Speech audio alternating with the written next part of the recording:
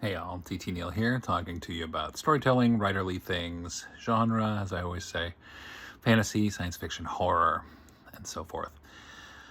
One thing that's sort of interesting to me is when I see reviews of some of my works, and I fully understand people, they like what they like. They don't like what they don't like. It's all good. And unless you're like assembling a Greek chorus of people who just come in and just give, absolute five-star reviews, regardless of what you do, which I always find a suspect. I feel like if you get a mix of people who like or don't like work, I think that's more realistic, more honest. But one thing that's funny for me is even in some cases where someone may not like the story per se, I've often seen people love my world building. Like they love even people who don't necessarily like the story, they will give shout outs to the world building. And so for me as a writer, I get satisfaction from that because I love world building. I'm a huge fan of world building. And to create those things, those little universes, those fictional universes where people can occupy in a story and appreciate it, even if they don't necessarily like the story. For me, that's a writerly win, and I enjoy that. I definitely world building is absolutely a blast for me. I really enjoy creating those fictional worlds, regardless of genre. It can depend. It can vary depending on, you know, with something like horror.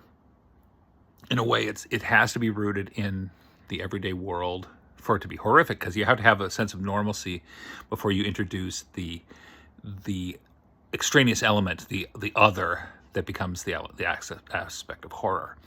In fantasy and science fiction, you have much more opportunities for just right out of the gate world building, because that's critical to those genres. But even within horror, you can have a microcosm, whether it's a town or some other community or something like that, or whatever the horrific spaces that you're creating. You can do that.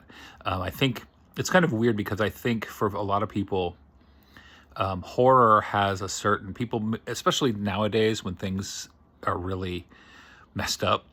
It feels like it might be too big of a lift for people to do horror, but at the same time, just like a roller coaster ride isn't really. It's like the fanciful application of danger.